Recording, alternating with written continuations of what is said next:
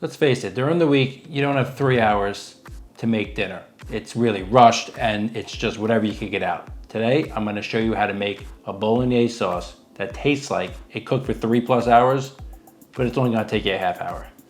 Go ahead and grab your favorite heavy bottom pot. Everything for this sauce is gonna go in that one pot. This way, the recipe comes together quickly and cleanup's gonna be easy as well.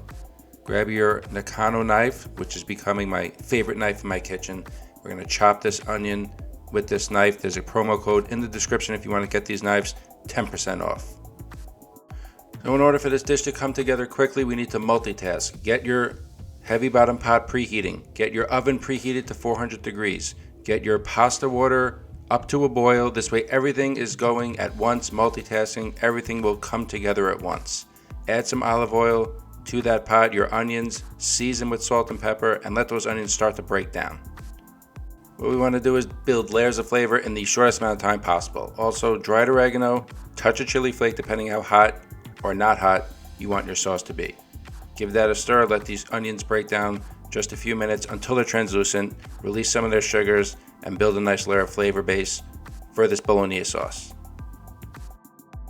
After a couple minutes, onions are looking good. Add 4 cloves of minced garlic. Make sure the garlic is minced well. Only want to stir this in for 30 seconds. We want it to cook fast. Larger chunks is going to take longer to cook. It's going to take the sauce longer to come together. We're not looking for that. We want this done quickly. Add in your meat, 90-10 ground beef, pound of that. Italian sausage, use hot or sweet, whatever you prefer. About 3/4 of a pound of that. Mix everything together with this nice potato masher instead of a wooden spoon because we really want to break down this meat. Give it a cover, let it start to cook for just a couple of minutes. Take that lid off, hit it with a little bit of salt, a little bit of pepper. And now for the 2 most important ingredients in this dish. Tomato paste, concentrated tomato flavor. It's gonna give it that flavor like its tomato sauce has been stewing all day and half the time. Roasted beef base, better than bouillon. Don't just use beef stock, there's no flavor in that. This stuff loaded with flavor and it's really gonna make this dish pop. It's a meat sauce, so we wanna add that beef flavor. Beef stock won't get it, this beef base will.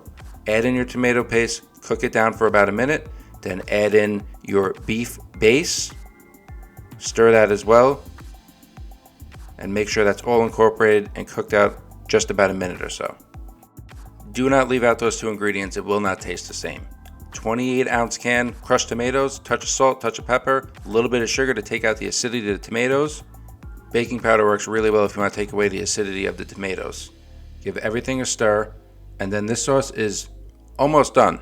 We're just going to put the lid on this, let it come up to a boil, steam a bit. The consistency looks good. Then we're going to pop this in the oven for about 15 minutes.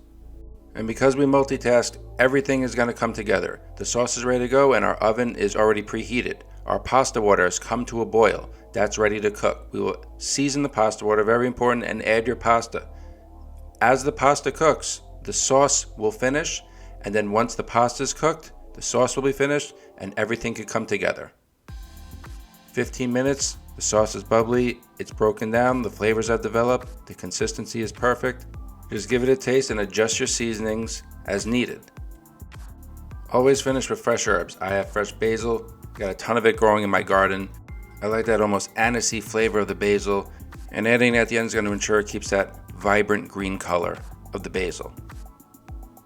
Freshly grated Parmigiano Reggiano. If you're not freshly grating your cheese by now, I can't help you. Check on your pasta. It's been about 12 minutes. You want to cook this al dente. Pasta's ready to go. Drain that off. Finish with a knob of butter, a little bit of olive oil, and then a little bit of Parmesan cheese. Never just take your pasta, put it on the plate, and spoon your sauce over the top. You want everything to come together. Add a couple of spoons of your pasta, incorporate that in. Let the butter melt, let the cheese melt in there, and then add the rest of the sauce. This is ready to plate, looks fantastic, and it smells great too. It's tough during the week. Kids are screaming they're hungry. You don't want to spend hundreds of dollars on takeout. Have these ingredients ready to go in your pantry. In a half hour, dinner's ready. Everyone will love it, and everyone will be happy. Make sure you finish with more grated Parmigiano Reggiano. Thanks for watching. Subscribe for more videos.